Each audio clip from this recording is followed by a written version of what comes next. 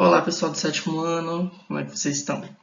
Hoje então a gente vai dar sequência nas nossas aulas, dando continuidade direta ao último conteúdo que nós vimos, né, que foi a crise do século XIV. Hoje então nós vamos ver sobre o absolutismo. Bem, para nós entendermos melhor como que começa o absolutismo, porque se nós formos pensar no nome absolutismo, vai significar o poder absoluto do rei, né, o poder absoluto, o absolutismo. Certo? É algo concreto, algo absoluto. O poder nas mãos do rei, de fato, ele não surge do nada. Lembra que nós falamos que nada surge do nada e tudo são processos? Então a gente precisa lembrar de duas coisas. Primeiro, o renascimento cultural e urbano, que é todo aquele processo da formação da burguesia, da saída das pessoas do feudo para as cidades, os burgos. E a crise do século XIV, com todo aquele processo da peste, das chuvas, da fome. Tudo isso vai fazer com que o povo e as pessoas que viviam ali, enfim, nesse momento, vá procurar outras saídas para o governo, de fato. Porque eles estavam acostumados com um senhor feudal governando ali aquele pequeno lugar. Claro que não era pequeno, né? Mas como nós já vimos, existiam muitos feudos e cada um com sua própria lei, com sua própria forma de governo de fato. Então, após todo esse processo da crise, do renascimento, nós vamos ter os burgueses indo atrás de uma nova liderança que não os senhores feudais. Então, agora a gente precisa entender por que, de fato, os burgueses iriam à procura desse rei. Afinal de contas, os senhores feudais já não supriam mais as suas necessidades, então por que eles voltariam, de fato, para as mãos de um novo governante? Então, vamos entender isso agora. Bem, então, por conta de todo esse processo do renascimento cultural e urbano, né, o desenvolvimento da burguesia, nós vamos ter o início ali do capitalismo, certo? Nós vamos ter a quebra daquela organização da sociedade feudal que era os senhores feudais e o clero, e bem nas últimas camadas nós vamos ter os servos, trabalhadores, enfim. Com a burguesia esse ciclo ele é quebrado.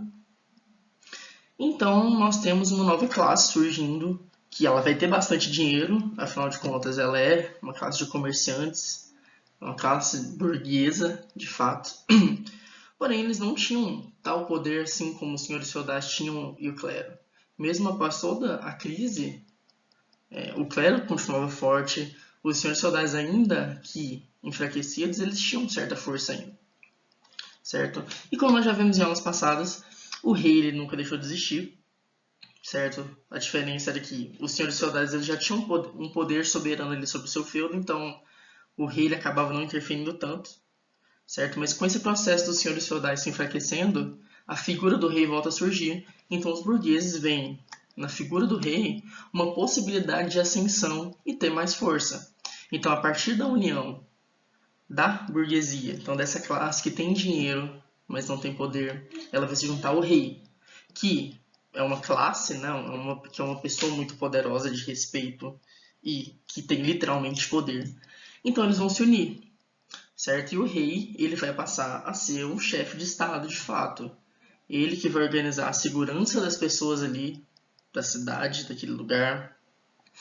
Ele que vai propor as leis de fato, certo? Então, nesse momento, nesse processo de união, a gente tem a formação das monarquias nacionais. É aqui, então, que a gente tem o primeiro vislumbre do que seria a formação de Portugal, da França, da Espanha, porque até o momento, e como nós já vimos nas nossas aulas anteriormente, presencial e online, nós não tínhamos esses nomes, né, até esse momento. Então, a região de Portugal não se chamava Portugal. Então, a partir daqui, nós vamos ter essa formação desses pequenos territórios que a gente vai chamar de monarquias nacionais. E como nós já vimos anteriormente também, as principais monarquias são Portugal, Espanha e Inglaterra. Certo? Então, para a gente continuar, é importante a gente pensar agora sobre os teóricos do absolutismo. Porque o poder ele não vai ficar na mão do rei porque simplesmente as pessoas queriam. Existiam formas, existiam explicações para isso. Então nós vamos ver agora três principais teóricos e teorias que explicam todo esse poder e essa ascensão das monarquias nacionais. A primeira teoria que nós vamos ver então é a teoria chamada de direito divino ou o direito divino dos reis, que é uma teoria feita por Jacques Bossuet, em que ela vai dizer que o poder do rei, o poder, né, esse poder que o rei tem, ele foi dado pelo próprio Deus. Então, por isso, o direito divino, né? Deus deu o direito a ele de governar. Então, dessa forma, qualquer um que fosse contra o rei, ele seria contra o próprio Deus. E como nós já vimos, ela era uma sociedade católica, cristã, enfim, que não queria ir contra Deus, certo? Eles não queriam ir para queimar lá no fogo do inferno. Então, por conta disso, o rei deveria ser respeitado tal qual uma divindade, pois o próprio Deus escolheu ele. É claro que as pessoas realmente, elas não falavam, olha, ele só é rei porque por conta do direito divino dos reis, por conta do Jacques Bossuet. Não, essas teorias elas são feitas após aquele período, a partir de estudos e observações daquele momento. Então é constatado que, olha, as pessoas realmente acreditavam que ele foi escolhido por Deus. Então o rei ele foi divinizado não porque o Jacques Bossuet escreveu, mas ele só observou e escreveu sobre isso, e é por isso que a gente estuda ainda hoje, certo? Então isso vale para todas as outras teorias que nós vamos ver ainda hoje. Bem, a segunda teoria, né, que nós vamos ver não é bem uma teoria, vai ser um livro chamado O Príncipe, escrito por Maquiavel. Tanto é que se você vê a data no slide, ele foi vivo, né? E ele escreveu esse livro ainda nesse momento, nesse processo das monarquias nacionais. Então, esse aqui de fato, sim, foi um manual para os governantes e para os príncipes. Pois aqui, nesse livro, o Maquiavel ele vai escrever praticamente um manual de como governar bem, de como você se manter no poder. Ele que vai escrever aquela frase famosa, né? Os fins justificam os meios. Ou seja, para você manter a ordem, para você manter o seu poder, você tem que fazer o que precisa ser feito, você não tem que se apegar aos outros e tudo mais. Ele também que vai escrever bastante sobre a ideia de que é melhor você ser temido do que amado. Porque se você tiver medo, você não vai me trair, você não vai fazer nada de ruim para mim. Diferente se você gosta de mim só apenas. Então, governar pelo medo para ele sempre seria a melhor saída. Então era assim que os monarcas iriam governar, certo? Eles fariam o que fosse preciso para governar e para se manter ali no poder para alcançar seus objetivos. Então, em resumo, essa seria a ideia do príncipe, a ideia do Maquiavel, de todo esse manual que ele vai construir. Bem, então, a última teoria que nós vamos ver é, na verdade, um livro, né, escrito por um cara chamado Thomas Hobbes, chamado de O Leviatã. Nesse livro, né, ele vai desenvolver a seguinte teoria, de que o homem ele nasce mal e ele é bastante egoísta.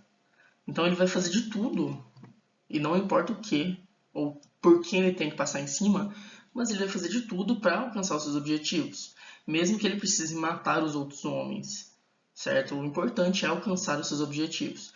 Ele que vai desenvolver essa frase de o homem é o lobo do próprio homem.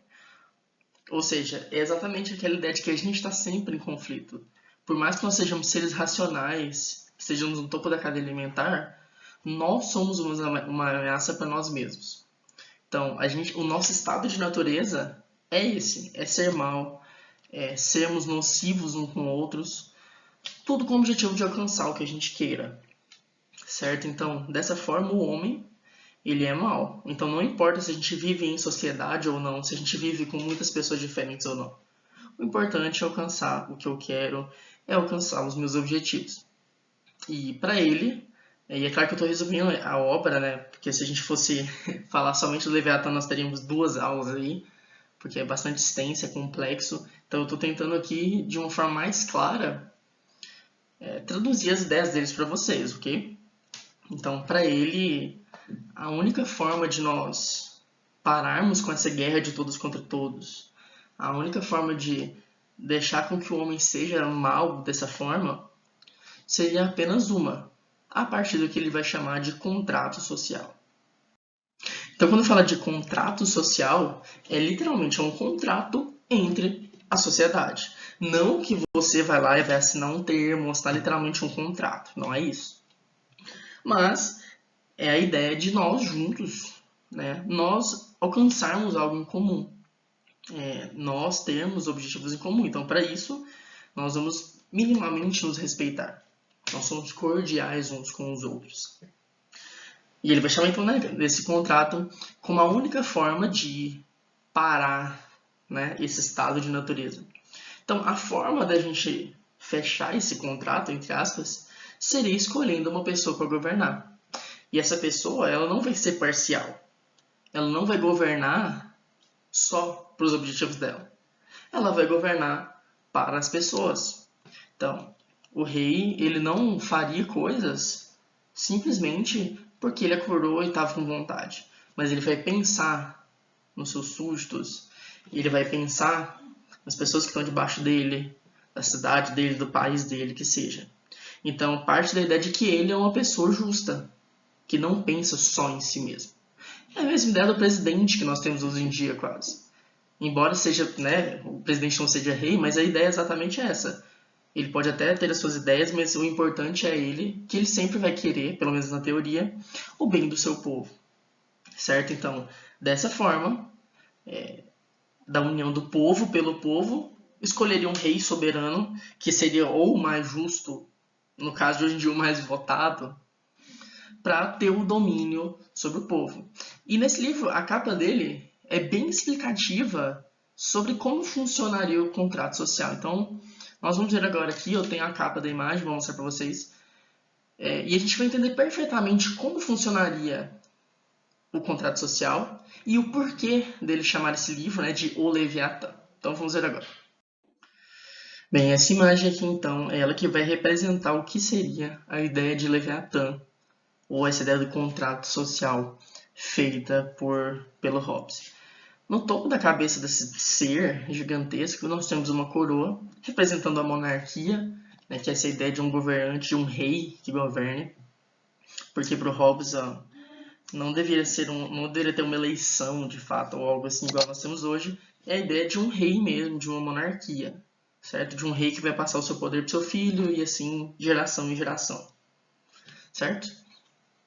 Em uma das mãos nós temos a espada, que seria a principal justificativa para a formação das monarquias nacionais, desse contrato social, que era a ideia da defesa que o rei teria que dar para os burgueses. Como eu disse lá no início, a burguesia ela queria proteção também. Então essa espada vai representar o poder da proteção do rei sobre as pessoas. Na outra mão nós temos um cetro, representando os poderes do rei. Ele tinha todos os poderes, ele que legislava, mandava e desmandava. Ele tinha o apoio da igreja, afinal de contas ele foi eleito por Deus, então ele tinha o total poder absoluto. Se você prestar bem atenção, esse corpo dele é formado por pessoas. Eu sei que a imagem pode não estar das melhores, mas se você perceber, são pessoas. Então é a ideia de que o próprio povo deu esse poder para o rei.